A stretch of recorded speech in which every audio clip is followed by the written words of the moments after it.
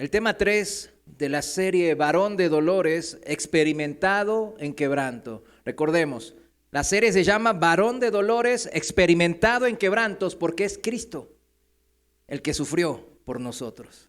Cristo fue el que recibió esos dolores y ese quebrantamiento para que nosotros podamos ser libres de todo quebrantamiento y de todo sufrimiento. Él nos libere. Es el único camino, no hay otro. Y Él puso el ejemplo y nos mostró la guía. Por eso es varón de dolores y experimentado en quebrantos. Y el tema de hoy, el dolor y el quebranto que hoy hablaremos, tema 3, es la angustia. Y se titula La angustia es camino de muerte. ¿Qué es la angustia? Camino de muerte. La palabra nos lleva primeramente a Salmos 119. El libro de los Salmos, capítulo 119, versículo 107. Lo voy a leer en la Reina Valera actualizada y dice así: Oh Señor, afligido estoy en gran manera, vivifícame conforme a tu palabra. Estoy afligido en gran manera, vivifícame conforme a tu palabra. Y nos está dando la pista, ¿verdad?, en donde debemos encontrar esa salida a nuestra aflicción, a nuestra angustia. Y es solo en su palabra. Así cantaba, como recién estábamos cantando nosotros, junto a Habacuc, en su gran oración en el capítulo 3. Vamos ahí, Habacuc, capítulo 3, versículo 17 al 19.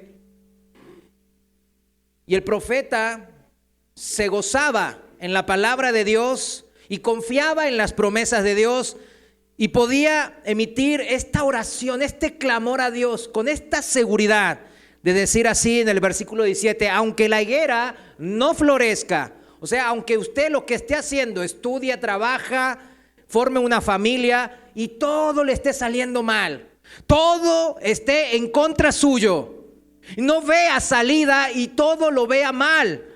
Dice, ni en las vides haya frutos, nada de frutos, aunque falte el producto del olivo y los labrados no den mantenimiento y las ovejas sean quitadas de la majada y no haya vacas en los corrales. Con todo, yo me alegraré en Jehová y me gozaré en el Dios de mi salvación. No solo confiaré en el Señor, sino que esa confianza me lleva siempre al gozo en el Señor. ¿Recuerdan lo que estuvimos viendo en los dos primeros temas? La fortaleza de Dios es mi gozo. Es esa la manera del vivir del cristiano. Porque muchas veces decimos, vivimos por fe y no por vista. Se lo saben de memoria, ¿verdad? Yo vivo por fe porque soy cristiano. Pero ¿qué es vivir por fe? Sino gozarse junto a la fortaleza de Cristo. Y me gozaré en el Dios de mi salvación, dice aquí el profeta. Jehová el Señor es mi fortaleza, el cual hace mis pies como de ciervas y en mis alturas me hace andar. El jefe de los cantores sobre sus instrumentos de cuerda. Es una oración, es un salmo, es una alabanza al Dios vivo, al Dios poderoso en quien confiamos. Y nos está diciendo, el tema de hoy es, en esta aflicción que nos lleva a la muerte, el Señor nos clama y nos dice y nos susurra al oído: centra tu vida en mí, en Cristo, no en los problemas. El mundo así lo plantea, ¿verdad? El mundo plantea, está lleno de centros de motivación, llenos de rehabilitación, de recuperación, y en todos esos centros, en esos lugares, en esos grupos de ayuda, de motivación, lo que sea, centran sus temas y todo lo que lo temático de eso que están aprendiendo y estudiando en los problemas. Pero la manera del cristiano, el vivir justamente por fe, se trata de lo contrario. Se trata de apartar la vista de nuestros problemas y centrarlas en Cristo. Dicen que la angustia es la enfermedad del siglo XXI. La angustia la ansiedad, la depresión se ha transformado en algo cotidiano para las personas en este mundo moderno y tecnológico. ¿Quién no tiene algún familiar, algún conocido? ¿Quién no ha vivido en la angustia? ¿O quién no vive en la angustia? Pero en este mundo tan avanzado, como decimos, moderno, tecnológico, ¿no es contradictorio que se haya hecho la angustia, la depresión, las enfermedades más típicas del ser humano? ¿Qué le parece de eso? La modernidad, mis hermanos, sin duda, y no voy en contra de eso, nosotros todos estamos disfrutando de esa modernidad. Sin duda han traído al ser humano avances en todas las áreas de nuestra vida y nos generan más confort, más placer, más productividad en el trabajo y por ende más tiempo para dedicarlo a lo que queremos. Tenemos más comodidad, claramente, nomás fíjense en su baño y uno puede decir, ay, mi baño está chiquito, ahí mire ese inodoro. Y yo le puedo asegurar que esa tecnología del inodoro y las cloacas es algo tremendo. Imagínese vivir sin inodoros, nomás imagínese. Yo lo he comentado varias veces cuando visité allá por primera vez a mi abuela materna y ella vivía en el campo. Y cuando era la hora estaba y yo pues la amaba mucho a mi abuela porque cuando era niño nos vino a visitar. Yo viví de niño en Argentina, entonces ella me vino a visitar y se quedó un par de años. No, me trataba como los reyes y siempre me quedó esa idea. Los niños cuando los tratan así, no, se les queda, los abuelitos. Y voy a visitarla ya de adulto y me encontré con una sorpresa. Cuando en el momento le pregunto, ¿dónde está el baño? Y me dice, no, allá afuera. ¿Cómo afuera? ¿No está aquí adentro? No, allá afuera, me dice. Y digo, ¿qué onda? Y ya voy hacia afuera y salgo y veo allá me dice. Y veo una estructura de madera precaria. Y ya llego ahí y había un olor, pues ya dije, sí, es aquí, ¿verdad? Entonces ya abro la puerta y veo y había ruidos abajo. Digo, no, ¿qué onda?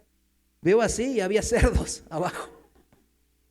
Así era en mi país allá en Corea, pues ella mantenía esa tradición, ¿verdad? Era un país muy pobre. Y yo dije, no puede ser. ¿Qué tengo que hacer aquí? Me aguanto, no, pues hasta mañana me voy a quedar aquí con mi abuelita. No, ni modo. No, y estaban los cerdos, y digo, bueno, ahí les va la bendición. Pero fíjense, así, ¿vieron algo tan sencillo como un baño? ¿Sí se da cuenta en dónde vivimos ahora? La disponibilidad del agua potable. Ustedes dicen, abren, se les fue el agua, llamen al CIAPA. Pero pregúntenle a sus abuelos, algunos que están aquí presentes y pintan canas. El agua no es algo normal en su juventud, ¿verdad que no? La electricidad siquiera. Y en estas últimas décadas el internet. Cuando se le va a internet, ¿cómo pegan el grito en el cielo, verdad? ¡Maldito Telmex! Que Dios te bendiga, Total Play, ¿verdad? Pero no. Tenemos también, mis hermanos, disfrutamos de esto como algo normal, de nuestro cotidiano en nuestra vida. No lo tomamos como una bendición de Dios, sino como algo, pues es normal que tenga todo ese tipo de facilidades, de comodidades. Tenemos en el trabajo una productividad que ha aumentado de forma rampante. Todo se puede hacer más rápido y mejor, más, se dice en el término económico, con más eficacia y más eficiencia.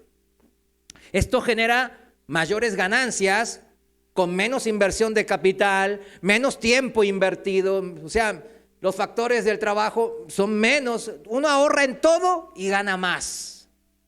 Bueno, algunos dicen, pues yo no he visto eso, ¿verdad? Pero así en general, estoy hablando del trabajo en general, porque la productividad del trabajo ha hecho que los bienes y los servicios que usted tiene en su casa sean bien fáciles de, no solo de comprar, sino a un precio accesible, razonable. Vaya, pues todos compramos ya ahora en Amazon, Mercado Libre, algunos ya por AliExpress, ¿verdad? Podemos pedir lo que sea y tener en días, siquiera semanas, a un precio bien, todo lo que queramos. Los mismos que estamos aquí, en la década de los 80, 70, 90, ¿usted se imaginaba algo así? Ni en mis sueños más remotos hubiese pensado vivir en esto, realmente. O tener en el celular todo en la mano. No solo comunicarme, sino, pues aquí está mi vida, algunos dicen, en el celular. El trabajo de oficina nomás se ha simplificado de una manera increíble los que trabajan en oficinas. Yo la verdad, cuando entré en el banco en los años 90, en un banco, era todo manual. Había un sistema que era, teníamos que hacer 1101 era depósito, 1102 era extracción. Después así, teníamos que memorizarnos todos así, y era manual. Y después cuando mandaban pues dinero al extranjero así, pues yo me acuerdo que tenía que mandar un telex, un fax. ¿No se acuerdan los faxes? ¿Sí? ¿Se acuerdan? Y mandaba el fax, y el chavo de allá me contestaba, ok, recibido, ¿verdad? Y estábamos en eso, y me acuerdo que lo primero que nos enseñaban en el banco era archivar. Montones y montones de papelería que salían diariamente. El banco, ustedes, ¿se acuerdan? En los 90 cerraban los bancos bien temprano. Me dicen que en México cerraban como a las 2. Allá en Argentina, cuando empecé a trabajar en los 90, cerraban a las 4. Y yo estaba, no, yo quiero ese trabajo, hombre. A las 4 termino, después iba a la universidad, yo pues, pero igual, podía yo ir a la universidad y trabajar. Era tremendo, era hermoso eso. Yo decía, qué bien, pero después me llevé la sorpresa de que cerramos a las 4 y de las 4 hasta las 7 andábamos archivando cosas de papel. Nos enseñaban cómo archivarlo de una manera bonita, prolija y ordenada y meterlo en archivo. Y se iba archivando. Ahora todo es PDF, ¿verdad? JPG, PDF, archivos digitales en la nube. Y se acabó. Las máquinas de escribir, todo eso, tema de faxes se acabó. Las computadoras, la era digital nos ha llegado, nos ha alcanzado en una generación, ¿verdad? El trabajo también en casa, definitivamente, para los que trabajan en casa, pues las mujeres que tienen familia, imagínense vivir sin lavadora, sin refrigerador, sin secadora, sin aspiradora, yo qué sé. Imagínense el tiempo que se tardará. Y aquí hay hermanas que me comentaron que iban al río, ¿no? Yo me acuerdo, mi mamá me comentaba, íbamos al río con un palo y a darle, ¿verdad? Para lavar el... Y siempre decía, aquí me acordaba a mi esposo y le pegaba, le lavaba y le pegaba. ¿Por qué hiciste eso? Y le pegaban y ahí lavaban la ropa en el río. Imagínense, en una sola generación, 1 y 2, ya pasamos a esta modernidad. Ni se diga de los trabajos riesgosos en las minas, en el trabajo agropecuario. Ya vean un video ahí, un documental, está ahí en internet. Tremendo, las maquinarias, los tractores, ya preparan la tierra, siembran, cosechan, hacen todo lo que antes se hacía manualmente. Los robots se han metido en todos lados. Yo me acuerdo ahí en Monterrey cuando trabajaba en fábricas, todo estaba ya automatizado a principios de los 2000. Yo me quedaba, wow, y esto que nomás tú tienes, él es el que checa, él es el que aprieta el botón. Y el otro, el que checa, el que aprieta el botón. Le decía, y así estábamos. Y él hacía el trabajo pesado, ¿quién lo hacía? Las máquinas y los robots, los programas de software. Todo, mis hermanos, ha hecho que la vida se nos simplifique y facilite en esta vida. Chéquelo. Todo esto, mis hermanos, pareciera que, simplificó todo, los trabajos peligrosos y pesados y difíciles y que nos llevaban tiempo, todo eso ya pasó a la historia, como quien dice. Pero también, fijémonos otras estadísticas, las tasas de mortalidad, aún han bajado estrepitosamente, ¿verdad? Gracias a todo esto que acabamos de mencionar, ¿verdad? La explosión demográfica ha sido de las más grandes. Acuérdense de cómo la población era nomás en la época que el Señor estuvo aquí en la tierra en su primer advenimiento. ¿Cuánto era la población mundial? 250 millones de personas. Solamente había 250 millones. ¿Sabes? La población de los gringos son 320, 330 millones, son más que la población mundial en aquellos tiempos. Recién en 1650 se duplicó a 500 millones. Y se tardó nomás 150 años más para que en el año 1800 se duplicara 1,000 millones. La tercera duplicación tardó 100 años nomás. En el 1900 éramos 2,000 millones. Y la cuarta duplicación ya no hubo que esperar 100 años, claro. En 1970 llegamos a 4,000 millones de personas en todo el mundo. Hace 2 años, en el 2022, duplicamos otra vez, 8,000 millones de habitantes. 52 años nos tardamos para duplicarlo otra vez. En poco menos de 100 años, cuatruplicamos la población mundial. Esto se debe, claro, a lo que estábamos mencionando, los avances tecnológicos, de las maquinarias, el conocimiento en el campo de la medicina, la biología, etcétera, etcétera, etcétera. Encontramos que la tasa de mortalidad bajó mucho, especialmente en el último siglo, por todo esto mencionado. Esto lo avala el crecimiento exponencial, ¿verdad?, de la expectativa de vida. ¿Usted cuánto espera vivir en esta vida?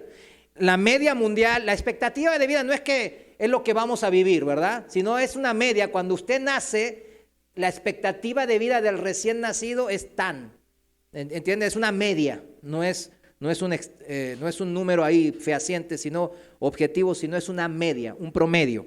Entonces la media mundial actual está en 70 a 73 años. Inclusive aquí en México es un poco mayor que esta media. Allá en mi país es mucho mayor, 80 las mujeres, 80 y tantos. En esta comodidad, mis hermanos, en esta vida placentera que nos encontramos, y donde la tecnología es algo parte de nuestras vidas, todos estos adelantos tecnológicos de las ciencias, del conocimiento médico y en general, fíjense bien algo, aquí está el dato, no han disminuido un mal que la humanidad traía de antaño. Fíjense, todo esto no ayudó a exterminar ese mal, que es lo que en el título de hoy aparece, la ansiedad. Al contrario, la ansiedad ha crecido muchísimo, siendo considerada hoy en día una de las enfermedades mentales, o sea, del alma, diríamos, que más destruye vidas. Decía el famoso escritor, filósofo, teólogo y profesor de la Universidad de Oxford, C.S. Lewis, no sé si lo conozcan, decía así él: la historia humana es la larga y terrible historia del hombre tratando de encontrar algo más que Dios que lo haga feliz. Así decía, y se me hizo muy acertada. Sí, mis hermanos, la ansiedad destruye vida. No es que yo sea extremista, sino que siempre lleva a la destrucción de nuestras vidas. Ya que si se deja la ansiedad, esta no va a desaparecer, no va a disminuir. Al contrario, va a crecer. Y eso va a producir miedos, fobias, le dicen, ¿no? Angustia de lo que pasará, incertidumbre de mi futuro. Ay, voy a perder mi trabajo, la economía anda mal. Ay, me voy a enfermar, voy a morir de esto, voy a morir del otro. Ay, mi esposa no sé qué, ay, mis hijos se van a no sé qué. Dolores, la angustia y la ansiedad causa dolores físicos que parten de los problemas cardíacos, el estrés, el insomnio. Y la angustia siempre lleva, mis hermanos, a la desesperación, que es la depresión. Estar ya sumidos, arrodillados ante mis problemas. Todos, si se dejan por largo tiempo, llevan a una muerte lenta pero segura. Es como un cáncer que si no es tratado en tiempo y forma, solo destruye. Primeramente el órgano en donde reside y después se va expandiendo hasta no encontrar células benignas y provoca la muerte en la persona que lo tiene. Una muerte, mis hermanos, que ha comenzado poco a poco a carcomer la vida de la persona afectada por la ansiedad. No es algo que comience en lo físico, en lo externo, en el cuerpo. Por eso se deja de lado y se piensa, no, esto no es importante. Pero es algo que comienza en mi ser espiritual, en mi alma. ¿Cuántos saben que no somos nomás un cuerpo? ¿Cuántos lo saben, verdad? Los que vinimos aquí un domingo, pues supongo que sí lo saben. Somos cuerpo, alma y espíritu. El cuerpo es una parte de nuestro ser. Es la visible. Pero los que andamos en los caminos del Señor, en los que conocimos a Dios, sabemos bien claro. Y los que no también lo saben. Si no, ¿dónde salen los sentimientos, los pensamientos? ¿Dónde salen? Del cuerpo no salen. No son células. Mis hermanos, esa muerte por eso se deja muchas veces de lado y se piensa y se menosprecia. Pero esa muerte comienza poco a poco, fruto de la ansiedad, sacándonos, ¿qué cosa? Atacando, ¿qué? Mi ser interior. Atacando la paz mental e impidiendo la capacidad de disfrutar de las cosas básicas de la vida. ¿Se da cuenta? La persona que termina deprimida, en depresión, sumida, arrodillada ante sus problemas, siempre, ¿qué hace? ¿Qué es lo primero que pierde? La paz y el gozo. Pierde las ganas de vivir. ¿Por qué dicen? ¿Y por qué quieren suicidarse o terminar con su vida? Porque cada día que pasa es sufrirle más. Yo experimenté eso, yo ya lo he comentado 2 veces. Y sí entiendo eso porque lo he vivido. Y es, ¿cómo puede uno estar tan mal que se quiera quitar la vida? Pero si uno lo vive, dice, híjole, sí. El rey Salomón nos habla de perder el apetito por la vida, cuando el afán y la angustia empiezan a gobernar mi vida. Vayamos juntos a Eclesiastés, capítulo 2, versículo 1.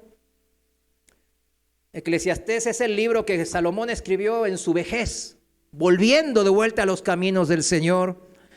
Y en Eclesiastés capítulo 2, versículo 1, Reina Valera actualizada, a mí me gusta la Biblia porque los personajes bíblicos, los llamados héroes de la Biblia, siempre el Señor los muestra tal cual como son, sin ocultar nada, lo bueno y lo malo de ellos. Y acá dice, yo dije en mi corazón, dice Salomón, ven pues, te probaré con el placer, o sea, a su corazón, a su ser interior, dice, te voy a probar con el placer y verás lo bueno que plantea el mundo. Pero he aquí que esto también era vanidad, orgullo, soberbia, como perseguir el viento, dicen otras versiones. Versículo 2, a la risa dije, eres locura, y al placer, ¿de qué sirve esto? En el versículo 4 dice que engrandeció sus obras, o sea, empezó a trabajar y trabajar y trabajar. O sea, él era un hombre dedicado, abnegado, trabajador. Era una persona muy inteligente.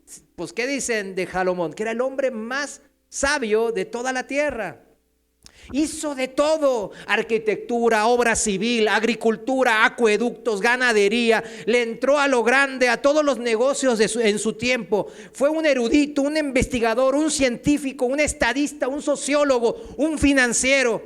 Hasta organizaba conciertos y fiestas y hasta era un mujeriego empedernido. Andaba de mujer tras mujer, ahí dice en la palabra. Y ahí él lo expone, se expone él mismo, todas sus malas cosas, todas sus debilidades, él las expone. En el versículo 9 dice, me engrandecí y acumulé más que todos los que fueron antes de mí en Jerusalén. O sea, era como el Elon Musk de la época de él, ¿verdad? ¿Saben quién es Elon Musk, verdad? A los que no saben, no están en la tecnología, dice. Era una persona que iban mandatarios, reyes, famosos, gente erudita de todo el mundo a visitarlo, a ver un poco de su sabiduría, de su esplendor. Pero ¿qué pasaba con este Salomón? Pasaron las décadas y él nomás encontraba vanidad en todo esto. Andaba tan afanado, preocupado por tantos emprendimientos, tantas obras, tanta fama que él traía, que hacía que no disfrutara nada de ello. La angustia comenzó a manifestarse cada vez más en su vida hasta que se desesperó. En Eclesiastés capítulo 2, ahí en el versículo 22 y 23, lo voy a leer en el lenguaje actual, dice, después de tantos trabajos, en el lenguaje actual, después de tantos trabajos, esfuerzos y preocupaciones. ¿Qué nos llevamos de este mundo? Nada, se autocontesta él. Nuestra vida está llena de dolor y sufrimiento. Ni de noche logramos descansar. Padecía insomnio. ¿Cuántos padecen insomnio? Eso no tiene sentido, decía. No tiene sentido porque él basaba todo en sus logros, en su inteligencia.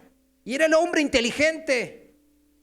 Era todo lo que querría la gente ser. Pero él no encontraba ahí, solo encontraba dolor y sufrimiento. Y no tenía sentido porque había logrado todo lo que el mundo deseaba. Y él no se sentía lleno en su corazón. Al contrario, sentía angustia y desesperación. Claro, estaba él tratando de encontrar sentido a todo lo que pasa en esta vida, lleno de situaciones, pero le mantenían nomás angustiado y preocupado. Había perdido la brújula de su vida. El consejo que le dio su padre en una de sus últimas instrucciones, el rey David, a su hijo Salomón, cuando ya partía con el Señor, en Primera de Crónicas 28:20, ¿qué le dijo? David le dijo a su hijo Salomón: anímate y esfuérzate. Reina Valera contemporánea o la Reina Valera antigua. Dice, anímate y esfuérzate. ¿Qué le dijo como consejo? Anímate y esfuérzate. No le dijo, angústiate y esfuérzate. Aquí ese anímate, que viene de dar ánimo, ¿no? Es alentarse, ser fuerte significa en el hebreo. Resistir y vencer. Eso es lo que significa ese anímate. Lo contrario que hizo Salomón, él no se animó, se afanó. ¿Qué significa afanarse? Angustiarse es darse por vencido en el hebreo. Es eso. Darse por vencido en confiar en el Señor que le dio vida, el Señor que lo puso en ese puesto, el Señor que lo bendijo. Y cuando él perdió la brújula de su vida, Cristo, poco duró su ánimo. Siguió esforzándose porque era un señor, era un hombre de esfuerzo. Había aprendido bien de David, de su padre. Le estaba dedicando, echándole ganas, como le decimos aquí, ¿verdad? Le estaba echando ganas. Pero poco le duró todo eso, en el sentido de que no se animaba, sino que se angustiaba, se afanaba. Gracias a Dios, Salomón recupera el sentido de su vida, regresa al Señor y saca una conclusión ya en su vejez. Se da cuenta que todo es vanidad, dice. O sea, el libro de Eclesiastés dijimos que es eso. Y él dice, todo es vanidad, todo es vanidad, todo es orgullo, orgullo del hombre en esta tierra. Y en el versículo 24, ahí si me siguen, Eclesiastés 2, versículo 24 dice, lo mejor que podemos hacer es comer y beber y disfrutar de nuestro trabajo. La primera vez que leí esto dije, ¿qué onda? Como que nomás de comer y beber y disfrutar de nuestro trabajo. Pero después dice, he podido darme cuenta, o sea, le cayó el 20, como dicen, ¿no? He podido darme cuenta de que eso es un regalo de Dios. Poder disfrutar del fruto de su trabajo. Eso es un regalo. Toda esa sabiduría, esa experiencia, él se había esforzado, esmerado y logrado grandes cosas en esta tierra. Pero no las podía disfrutar porque no siguió el consejo de su padre, no se animó, sino que se dio por vencido, se dejó guiar por la angustia. Y en su angustia él, vimos ahí cómo razonaba, ¿de qué sirve tanto éxito y abundancia si igual voy a morir? Dice, ahí mismo en el capítulo 2. Y todo se lo quedará a otro que no hizo nada, ni lo merece, y mi nombre quedará olvidado. Por eso él batallaba con todo eso. Porque ahora me buscan de todos lados, pero cuando muera ni me llevo nada y mi nombre pues se va a quedar olvidado como de todos los demás. ¿Qué sentido hay en esto? Y la conclusión es simple. El poder disfrutar de las cosas simples y básicas de la vida es lo importante. Desde poder trabajar, el comer y el convivir con los seres queridos, los seres amados, Todo eso es un regalo de Dios. Esa es la conclusión que él saca primeramente aquí en el capítulo 2. Después hay otra conclusión, léala en el capítulo 12 cuando termina el Eclesiastés. Les leo otra vez el versículo 24. Lo mejor que podemos hacer es comer y beber y disfrutar de nuestro trabajo. ¿Cuántos disfrutan de su trabajo? ¿Verdad que es difícil? Algunos, no, pues. He podido darme cuenta de que eso es un regalo de Dios. Cuando empezamos a concientizarnos de lo que es las bendiciones de Dios en nuestras vidas, es cuando podemos empezar a entrar en el gozo verdadero del Señor. 25, pues si no fuera por Él, o sea, por Dios, ¿quién podría comer y estar alegre? Nadie. 26, cuando Dios quiere a alguien, le da sabiduría y conocimientos y lo hace estar alegre, subraye ahí. En cambio, al que desobedece, lo hace trabajar y amontonar mucho dinero para luego dárselo a todo a quien Él quiere, al que Dios quiere. ¿Se dan cuenta? Eso es palabra de Dios. Pero eso tampoco tiene sentido. Es como querer atrapar el viento. Es como que todavía andaba batallando Salomón en dos mentes. Es vanidad. Me debo de aferrar al Señor. Es el orgullo del hombre que quiere tratar de vivir feliz sin Dios. Como decía C.S. Lewis, es imposible. La Biblia lo dice, no se puede tener un gozo momentáneo, sí, porque Dios puso su ley en nuestro corazón, Dios puso conciencia, un alma en nosotros. Claro que podemos disfrutar momentáneamente de las cosas buenas. Estamos sentados ahí con la familia y los niños y alguien dice, ay, comenten, nos reímos y jajaja, jujaja, pero es momentáneo. Lo que estamos hablando de aquí es algo que trasciende eso, de eso momentáneo, del momento, de la situación. Sin Dios es imposible vivir en gozo a largo plazo. Lo bueno es que Salomón al final de su vida reflexionó y se arrepintió ante Dios y volvió a la cordura y se libró de su angustia que lo agobió durante tanto tiempo. Perdió la brújula, pero gracias a Dios la volvió a encontrar. Sí, mis amados hermanos, no hay que amigarse con nuestra propia angustia. No se amigue con su angustia como lo hizo Salomón durante mucho tiempo. No hay que acostumbrarse a la angustia, ya que, como dijimos, es como el cáncer del cuerpo. ¿Quién se quiere acostumbrar a un cáncer? No.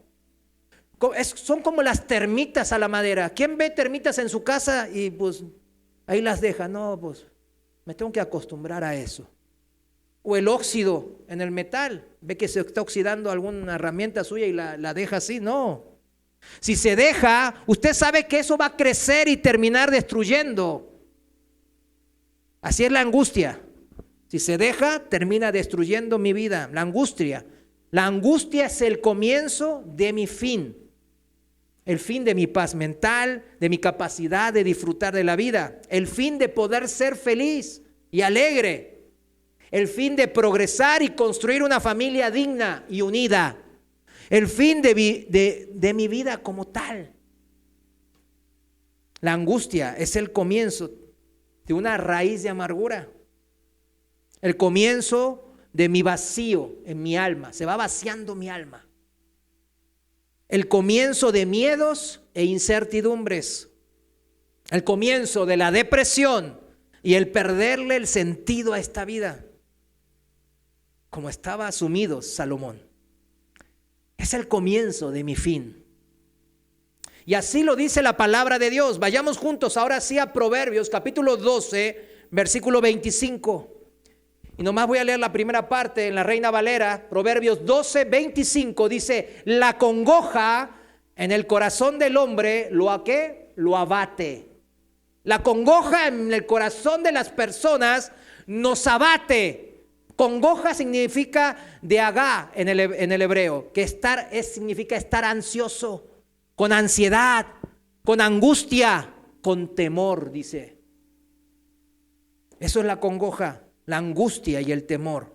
Y el abatir de nosotros significa deprimirnos, postrarnos, rendirse. Recién dije, rendirse ¿a qué? A mis problemas. Darse por vencido, dice en el hebreo, que significa abatir. La congoja, el estar ansioso y angustiado, hacen que mi corazón se deprima y se dé por vencido.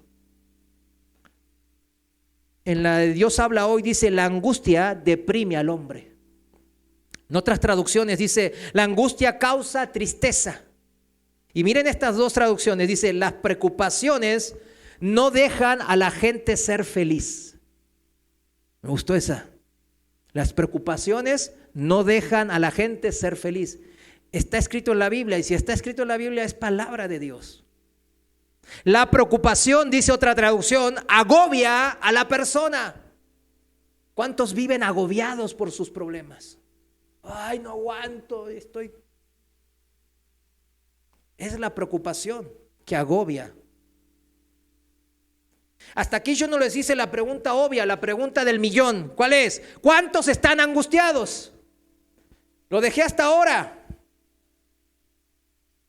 Porque muchos quizás andan angustiados, ansiosos en esta vida y ni si cuenta se dan. Es como que lo hicieran parte de su vida cotidiana. Ahí está mi cancercito. Vamos, es su modus vivendi, su forma de vida natural. Yo me aguanto, es así es el vivir aquí. Y este es un terrible error que dijimos al principio, muchos han caído en eso. Y lo peor del asunto es que también hay muchos hombres y mujeres de fe en este grupo que ha caído en este error. La pregunta la voy a refrasear. Ahora que vimos las definiciones ahí en Proverbios 12:25, la voy a refrasear de cuántos están angustiados a cuántos tienen preocupaciones en esta vida. ¿Cuántos están preocupados por algo o alguien en este momento? ¿Vieron cómo cambia la cosa? Cuando decimos, ¿está angustiado? No, yo no estoy angustiado. ¿Cuántos tienen preocupaciones? Sí, yo tengo varias. Los padres muchas veces es, pues sus hijos, una preocupación. Cuando la Biblia dice, entrégaselo al Señor. En los matrimonios es la esposa o el esposo. También entrégaselo al Señor. No dice eso. No, porque si no todo el mundo andríamos, no, llévatela, Señor, lléveselo, Señor. No se trata de eso. Lo que Dios unió, que no lo separe el hombre.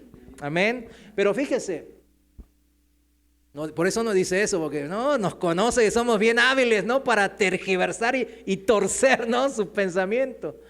Sino que dijo, respétense mutuamente. Muy diferente. Está en Efesios 4. ¿Vieron cómo cambia cuando la pregunta es ¿cuántos estamos preocupados? Ahora sí, todos tenemos preocupaciones. Todos estamos preocupados por algo. Todos o la gran mayoría vivimos preocupados en esta vida moderna, donde muchas de las labores, de todas las labores que hacemos, de todos los trabajos, de todas las obras, fueron simplificados y hechos más fáciles. Hechos más fácil, simple y seguro. Pero, ¿cómo vive la mayoría de la gente? Hay varios videos ahí en YouTube y en TikTok y en Instagram que he visto que del país del norte, uno dice, no, ellos viven todos súper bien. Y salen estos jóvenes, muchas de ellas mujeres, desesperadas, llorando, que no les alcanza para vivir, que hasta algunas tenían 2 carreras, un posgrado, y que tenían 2 trabajos, y que esto y lo otro, y no le alcanzaba para terminar el mes, y vivían bajo la deuda, y que no sé cuánto. ¿Cómo vive la mayoría de la gente? Es la pregunta. Los índices de suicidio se han disparado dramáticamente, todos lo sabemos. Cada año 800,000 personas se quitan la vida. Y va para el millón, según la proyección. Va para el millón de personas que se suicidan por año. De acuerdo a la OMS, a la Organización Mundial de la Salud. Es la segunda causa de muerte entre los jóvenes de 15 y 29 años. Es la segunda causa. ¿No se sorprende? Yo me quedé sorprendido. Jóvenes que tienen, como decimos, todo por delante, ¿no? El futuro es de ellos. Y ellos son los que más se suicidan, el segundo grupo. Después son los viejitos y dicen, los viejitos ya vivieron. Pero a mí me sorprendió que uno dice, los niños no saben nada y en el sentido de la vida y todas están ahí. Y luego, aunque de repente los regañe, después luego cambian y ahí están riéndose y juju, jajajaja. Pero cuando ya son adolescentes, ya empiezan a querer prepararse para su adultez, 15 a 29 años, los jóvenes adultos estamos hablando. Segunda causa de muerte es el suicidio. Otro segmento que tiene altas tasas de suicidio son los adultos mayores, dijimos, como Salomón, ¿se acuerdan? Salomón tenía eso, esta vida no tenía sentido. Ya peinaba canas, había vivido en la fama, en el esplendor, en la abundancia, en todo lo había experimentado, dice él. Y todo eso no tenía ningún sentido. Y ya quería quitarse la vida porque no tenía ningún sentido. Recordemos, mis hermanos, que esta vida sin Cristo no tiene ningún sentido. Y es la mentira del diablo que les hace creer a la gente del mundo que pueden vivir sin Dios y ser felices. Otro segmento, mis hermanos, que a mí en estas estadísticas que estuve revisando, que me llamó la atención, fue que el suicidio está más expandido y es mayor en los países desarrollados. Ya empecé a ver la lista. Mi país está creo que quinto, Corea, Japón, los países ahí desarrollados. Europa es la primer área, número 1. ¿Y dónde están los países de Latinoamérica? Que siempre se burlan de nosotros, de que no, pues, esos son puros muertos de hambre. Estamos abajo. Y esto es bueno estar abajo, ¿no? Hay pocos. Hay pocos que se suicidan, comparados con los países que tienen mucho dinero.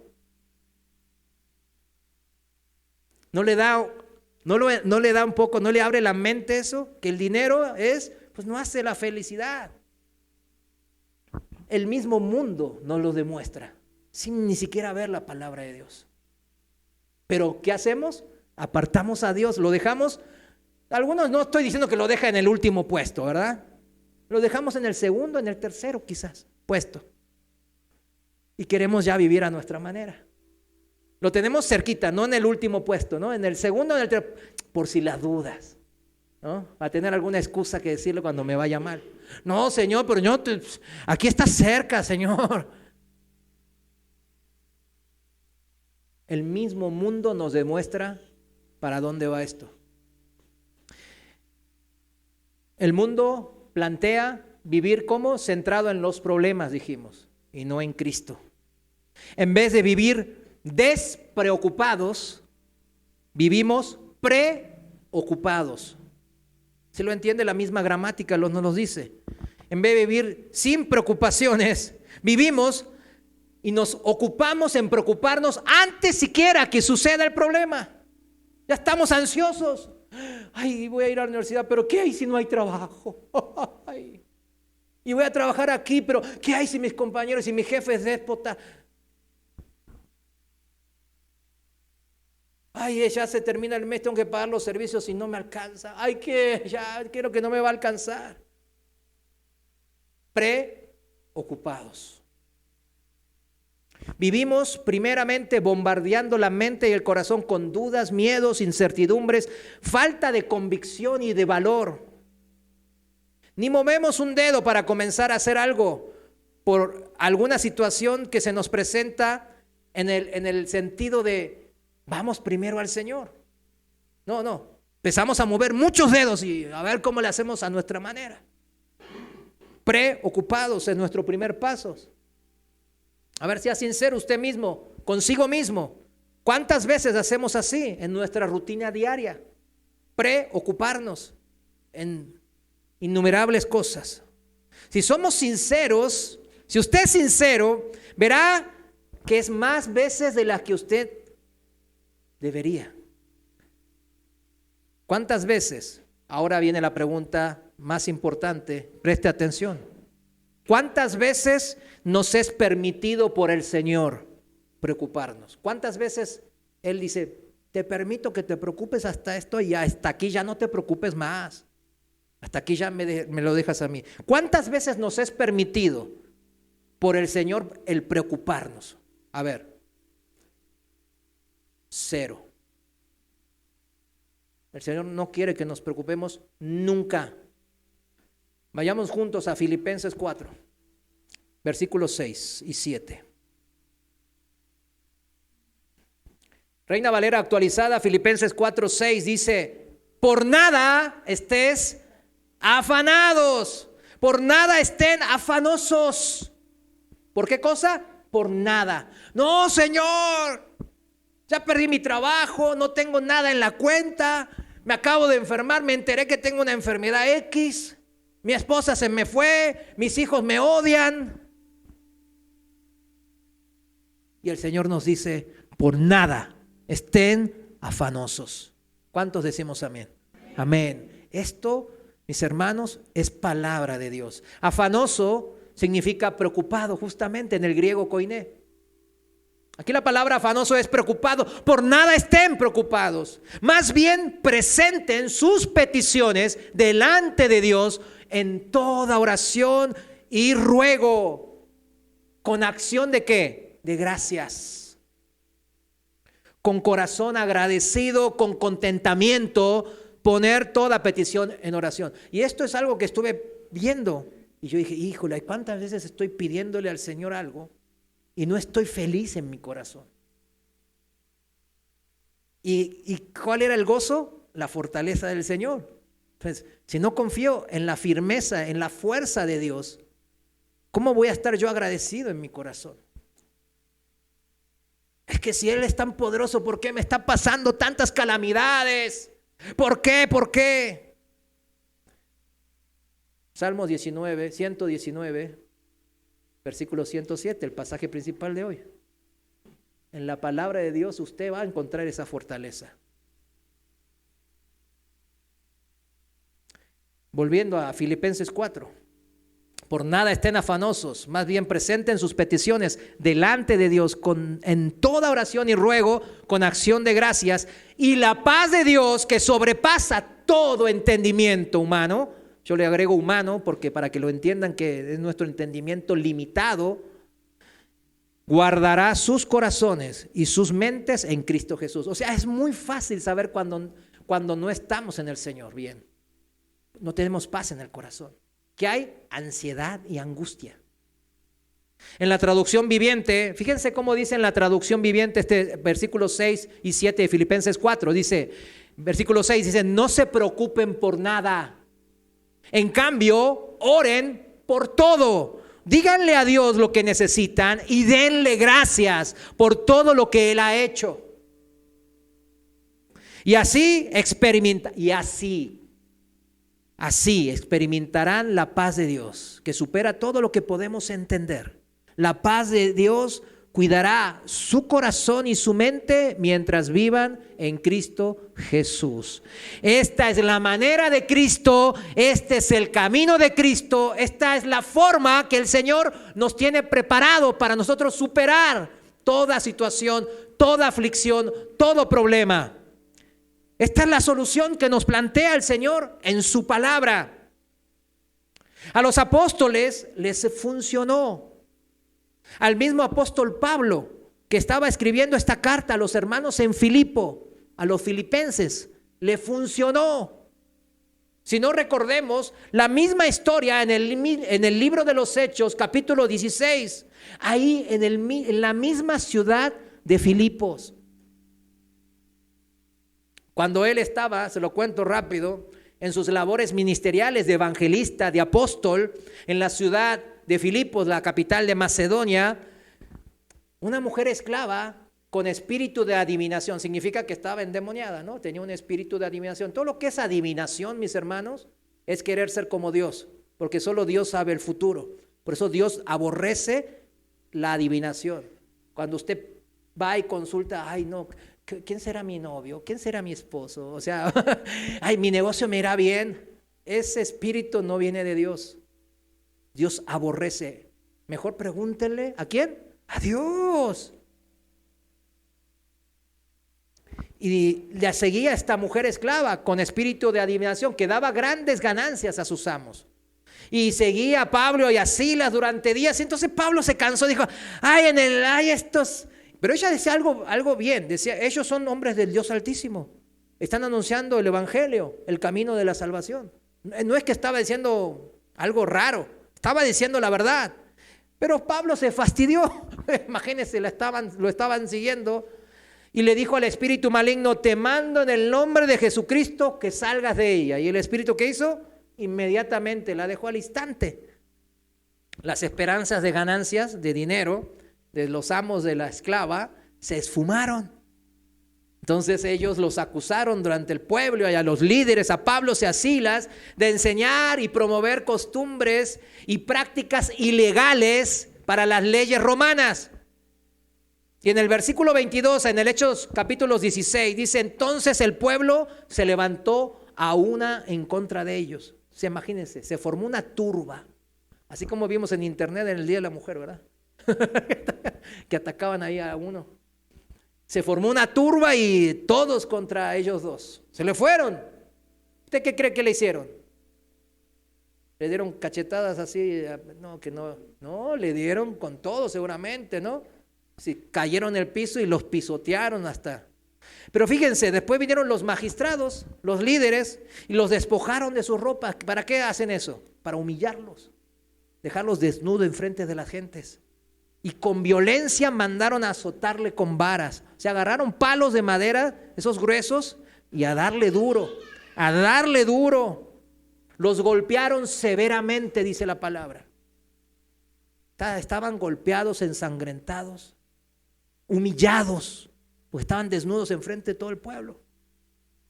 En el versículo 23 dice, después de golpearlos con muchos azotes, los echaron en la cárcel y ordenaron al carcelero que los guardaran con mucha seguridad. Cuando este recibió semejante orden, los metió en el calabozo de más adentro y sujetó sus pies en el cepo. Recordemos que los cepos eran de metal y pesados, ¿no? Esos golpeaban, no es que les ponían algodones, no, para ver si le duele, ¿verdad? Al pobre.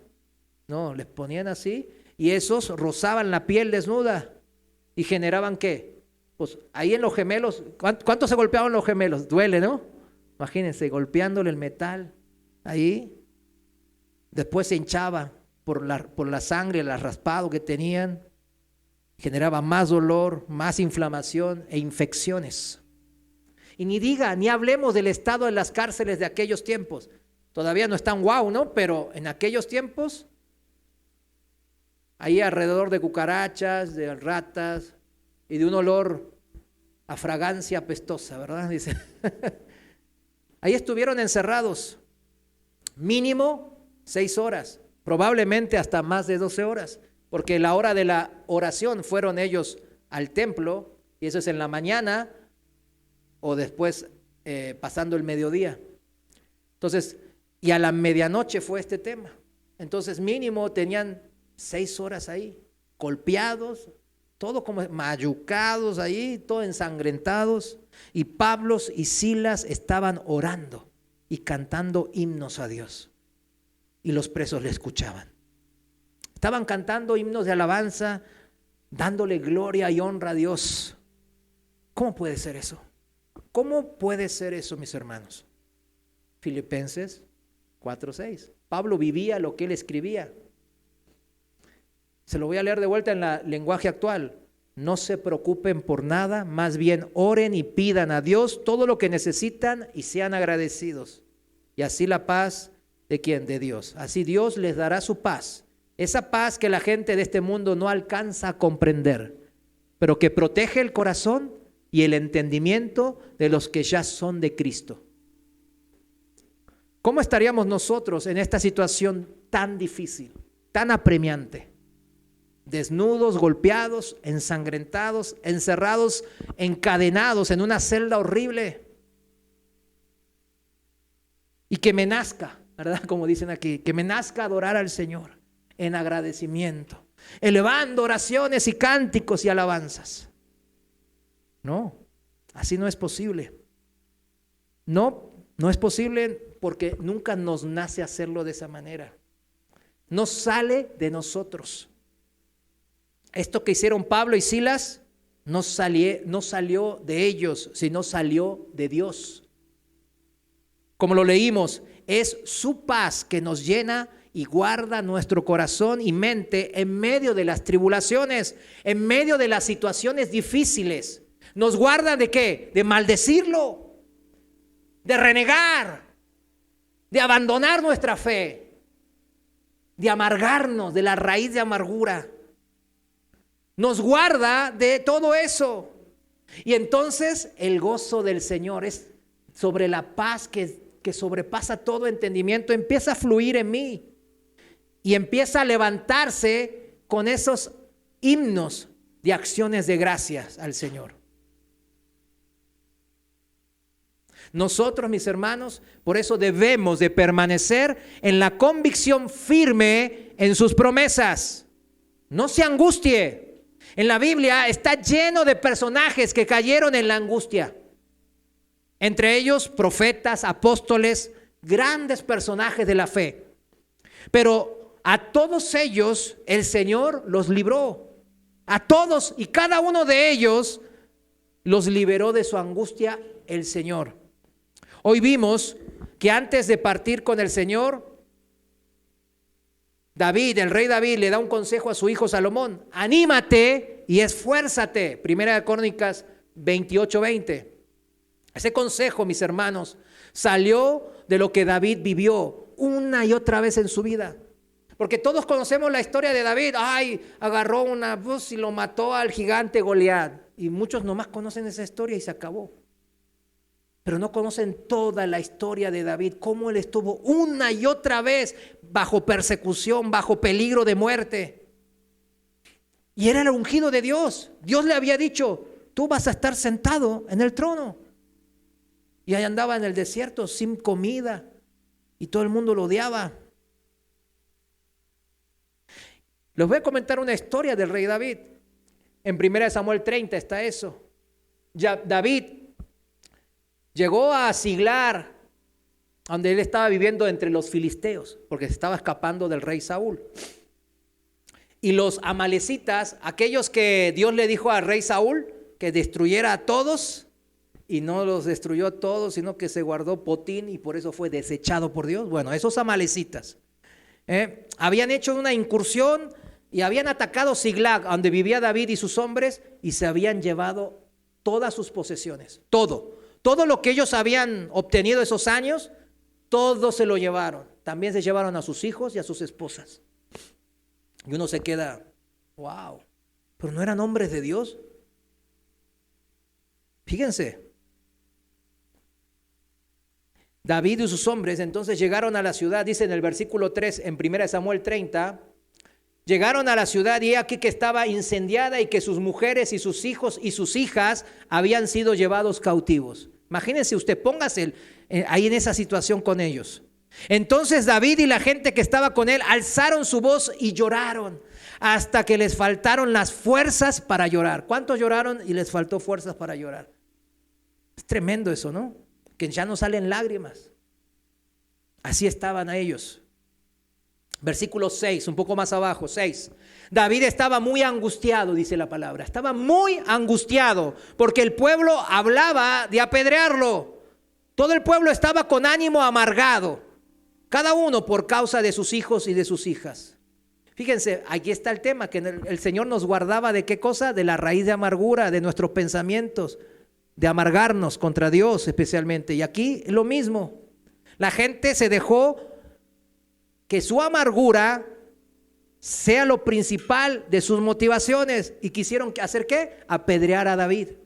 David estaba muy angustiado, dice la palabra, pero dice bien claro, pero David se fortaleció en el Señor su Dios.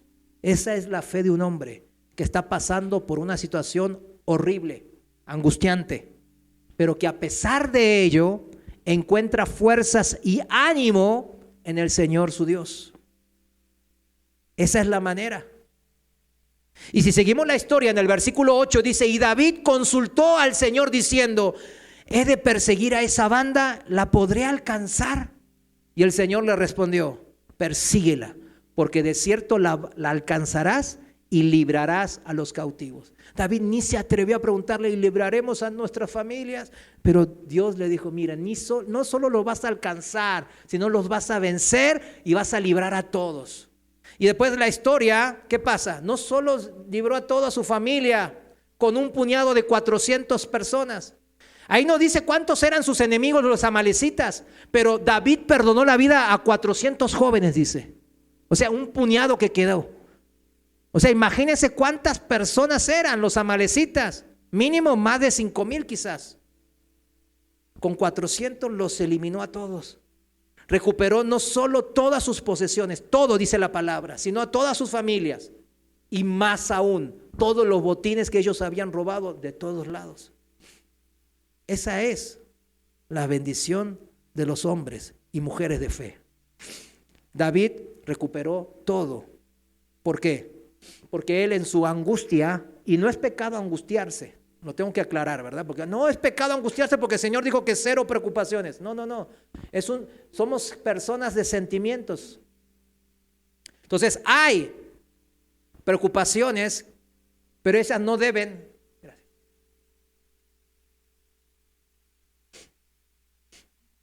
Pero esas preocupaciones no deben de gobernar nuestra vida. De eso se trata, mis hermanos.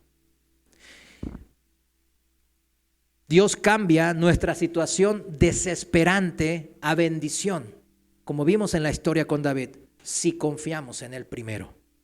Si le damos su lugar de privilegio que Él solo se merece, no solo por ser el creador, sino mi creador, mi dueño y más importante, mi Salvador, el que murió por mí. Por último, hay una historia y creo que presten atención y ya con esto terminamos. La historia de Elías. Todo el mundo la conoce, ¿verdad? Elías mató a 400 y tantos, les dio, los venció a todos. Los mató él solo.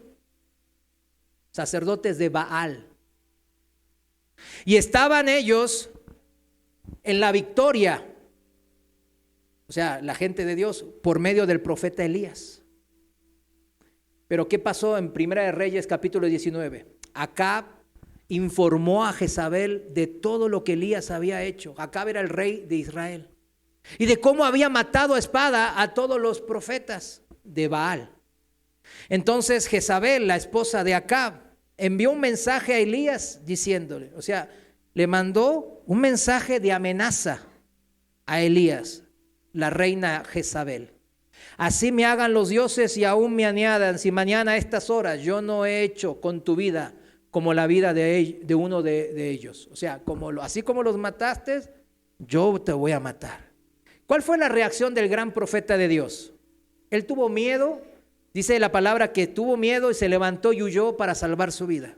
Fíjense, son reacciones. Aún Elías tuvo una reacción así. Y así él llegó cansado, deprimido, a Berseba. Y anduvo ahí caminando y decía: ya basta, oh Señor, quítame la vida, porque yo no soy mejor que mis padres. ¿Se da cuenta dónde lleva la angustia al extremo? Siempre lleva destrucción de nuestra vida.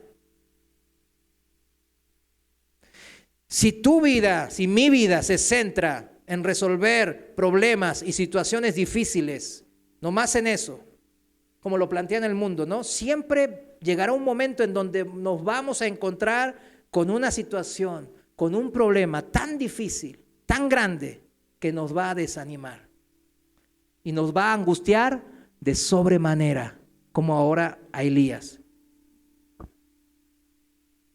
Pero fíjense, esto es lo que quiero que queden y con esto cerramos el mensaje.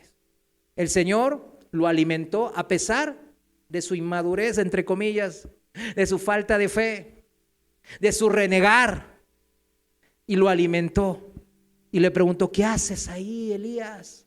¿Ese es tu lugar? Y él puso sus excusas. No, me persigue la misma reina, ya mandó una carta, un edicto y ya me quiere hacer chicharrón. No me quiere nadie. Estoy solo, a todos mataron. Quedé solo y pobrecito. Y fíjense la respuesta de Dios a Elías y tómesela como para usted también. Versículo 11 dijo, Él les dijo, o sea Dios, sal y ponte de pie en el monte delante del Señor. Y he aquí que el Señor pasaba. Un grande y poderoso viento, como un huracán, ¿no? Destrozaba las montañas y rompía las peñas delante del Señor. Pero el Señor no estaba en el viento. Después del viento hubo un terremoto, pero el Señor no estaba en el terremoto. Después del terremoto hubo un fuego, un incendio, pero el Señor no estaba en el fuego tampoco. Después del fuego hubo un sonido apacible y delicado, dice la palabra. No es el problema el Señor, ni el que causa los problemas. El Señor no está en los problemas, no está en las situaciones, en las situaciones difíciles. Él siempre está más allá de todo eso. Él no es parte del problema, Dios es la solución. Job lo entendía bien. Y se acuerdan que él había dicho que a pesar de todo lo que le había sucedido a Job, él no ofendió a Dios ni le echó la culpa a Dios, dice la palabra en 1 Job 1:22. Él no echó la culpa de los problemas a Dios. Dice una encuesta, yo no sé cómo sacan esas encuestas, que entre los ateos, entre los incrédulos, los que no confían en Dios, siempre hay raíces de amarguras, siempre están un enojo contra Dios. ¿Se acuerdan de ese famoso científico, el hombre que ocupó la silla, dicen ahí en Oxford, de Isaac Newton, el padre de las ciencias? Dice este científico que estaba en silla de ruedas, ¿verdad? Era parapléjico. Y él en un momento admitió, debe haber un Dios, no puede ser.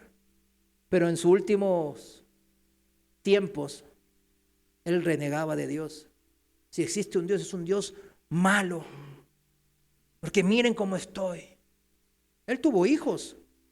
Él era una persona con mucho dinero también, de gran renombre, de gran inteligencia. Claro, era una de las personas más inteligentes del mundo.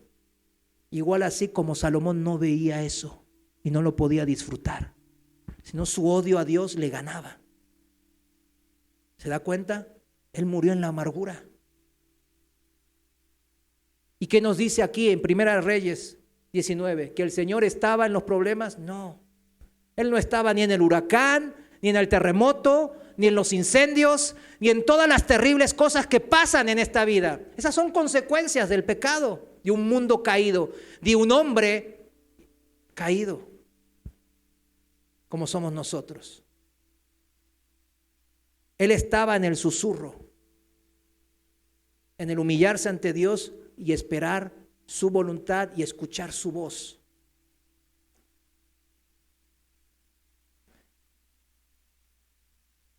¿Dónde quieres buscar al Señor?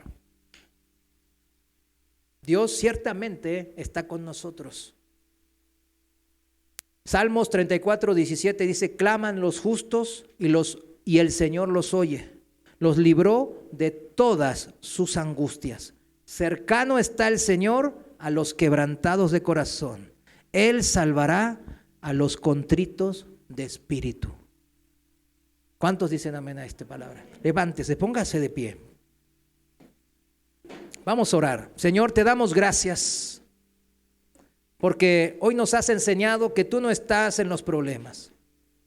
Así como le dijiste al profeta Elías, tú no estabas en el viento, en el huracán, tú no estabas en el terremoto, tú no estabas en los incendios, en todas las tragedias y problemas que nos pasan en estas vidas, en todas las circunstancias adversas y difíciles de esta vida que siempre se van a presentar.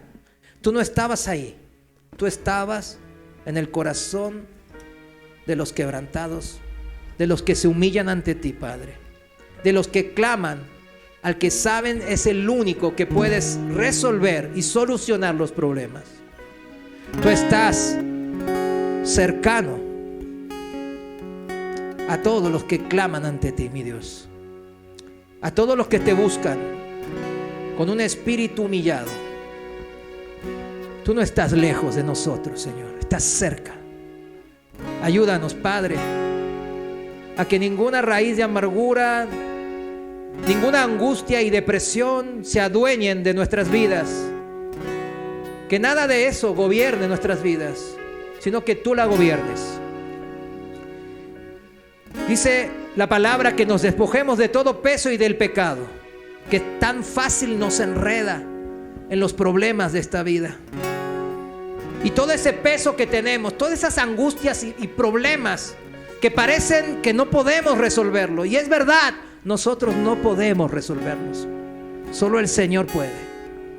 Así que, Señor, una vez más te damos gracias por tu palabra que nos vivifica. Palabra que nos vuelve al verdadero consejo sabio, que edifica nuestras vidas y nos bendice. Y nos ayuda en todas las situaciones y nos libra de toda angustia. Señor, te damos gracias por esa promesa y confiamos en ello, Padre.